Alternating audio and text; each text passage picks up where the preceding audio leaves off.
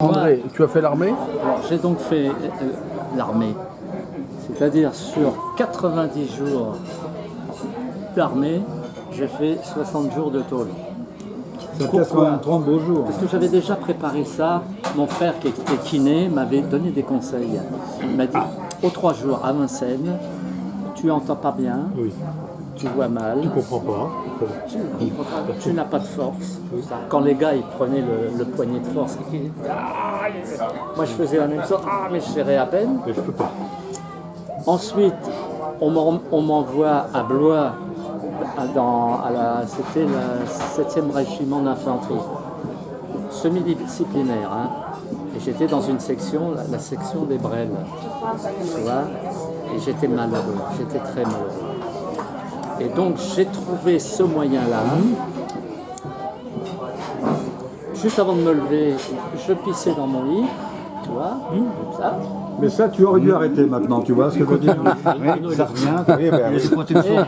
Et alors, donc, je pissais dans mon lit.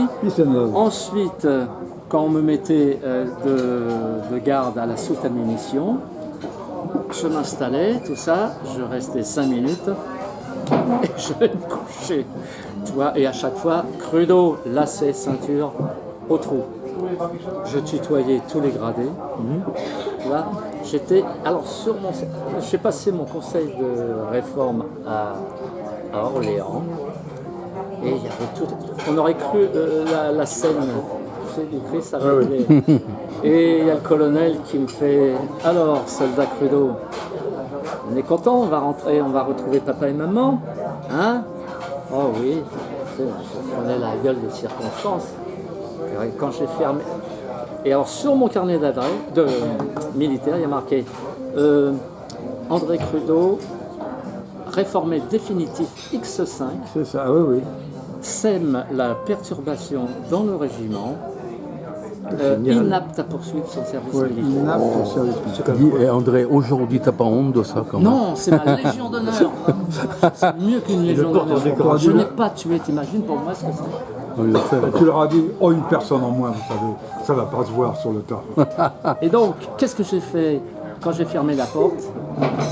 Je leur ai fait un bon bras parce que j'étais pas très courageux de leur faire devant. Je suis sorti, j'étais dans un café. J'ai été boire un coup, j'ai mis une pièce, et qu'est-ce que j'ai mis? Oh Daniel! Et attends, c'est que 15 jours après, je jouais avec notre orchestre, j'ai oublié le nom, mais il y avait Vincent, toi qui connais tous des pingouins là. Lou Vincent, qui était notre chanteur. Et on avait des garennes, tu sais, au Palais des Sports. Et non pas des lapins. Et moi j'étais à au moins 10 mètres des garennes. Je me fiais pour jouer comment on appelle ça, à la scénique de, tu vois, Justin de Lou Vincent. Et un succès terrible. Alors ça y est, on s'est dit, c'est bon, tout ça. Et il y avait au programme les chaussettes noires, et puis je sais plus qui. C'était le Palais des Sports. C'était Palais des Sports. Celentano. Les formats un peu de radio. Il y avait Dominique Blanc-Franca. Non, et Dominique Blanc-Franca, il faut que tu saches une chose, c'est que bien après, avec Jaco, quand il est revenu, on avait plus de boulot, on a cherché du travail, j'ai dit tiens, on va aller à la maison de la radio avec Jacques Dutronc. Et on va chercher du boulot. On s'est inscrits tous les deux, c'est moi qui ai été pris. Et donc j'ai travaillé à la maison de la radio pendant un an, tout ça. Et mon boulot c'était de donner à l'animateur une grosse cassette comme ça où il y avait les disques qu'il avait auparavant choisis. Ah, c'est ça. Voilà. Et donc, il a bien fait de ne pas bosser là-bas, parce qu'on n'a peut-être pas entendu les moi et moi. Mais c'était pour moi, je te dis, c'est ma légion d'honneur d'avoir été réformé définitif. Mais complètement, j'étais un cinglé, tu vois, mais fier de l'être. Et puis en plus, ma copine de l'époque, qui était magnifique, c'était un canon, qui était venu me voir. Et les gars, ils ne comprenaient rien.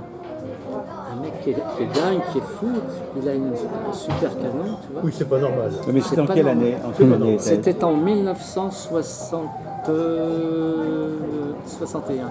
Ah oui, donc la guerre d'Algérie. Ah, la guerre quand d'Algérie. tu partais, Plein- tu ouais, partais, plein dedans, Je voulais tu éviter. partais dans les je Djebel. ne- C'était 36 je ne mois avec voulais toi à l'époque. surtout pas. Moi j'ai fait 16 plus 15 jours de rap pour la tôle. Merci Michel. C'est le centre de tri, arrivé en camion. Ah non, attends, ouais, non, mieux. Non. J'arrive chez moi, chez mes parents, et mon père me dit, tiens, t'as reçu ta carte pour partir à l'armée, tu pars dans 10 jours. Oh là là, On revenait d'un concert à Lille, ou je sais pas. c'est le dernier concert qu'on a fait. Voilà. Garde la police à Lille. Ouais, c'est ça. Tu pars dans 10 jours ou dans une semaine. Convocation, trêve. Non, au fort de Vincennes. Ça, oui. Ah ben là où j'ai passé mes 3 jours. Oui, au fort de Vincennes. Mon père m'accompagne avec une petite valise, le pistolet, pareil. Il me dit au revoir, j'arrive. Putain, où je suis subitement. Nous, on était l'idole des jeunes, hein, une petite idole des jeunes, quoi. Et je suis avec plein de mecs comme ça, avec ma valise, assis tout seul comme un con. On monte dans les camions, ils nous emmènent à Trèves, centre de tri. Après, hop, on part en Allemagne en train, dans une caserne, dans le sud de l'Allemagne, une caserne qui s'appelle Weingarten, près de Ravensburg. On était 700.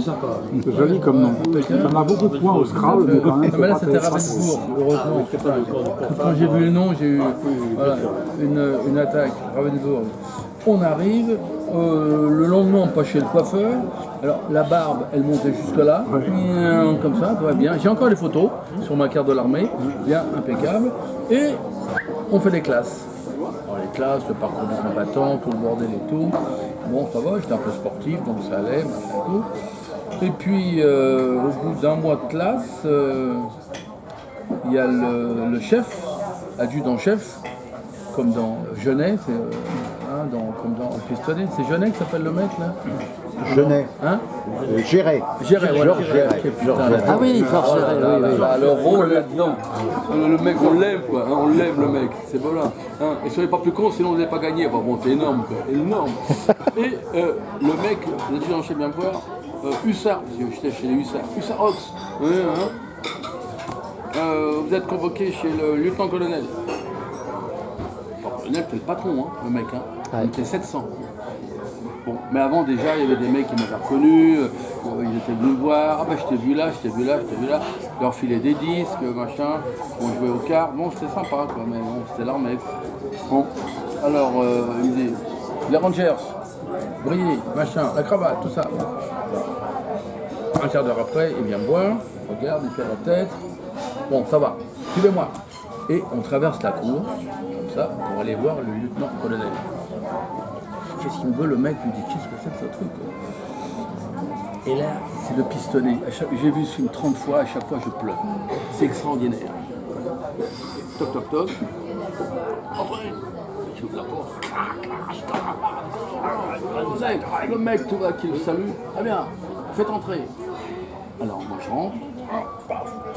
Il dit à l'autre mec, au lieutenant, bon, vous pouvez sortir. Demi-tour, le mec sort, claque la porte, tout terrible. Et moi, je reste devant le mec.